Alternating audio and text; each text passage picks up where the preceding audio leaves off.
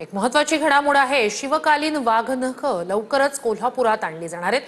कोल्हापूरच्या कसबा बावडामध्ये ऐतिहासिक वाघनख प्रदर्शनासाठी ठेवली जाणार आहेत। पुढील आठवड्यात मुख्यमंत्री फडणवीसांच्या उपस्थितीत प्रदर्शनाला सुरुवात होणार आहे। जवळपास 5 ते 6 महिने वाघनख कोल्हापूरमध्ये राहणार आहेत।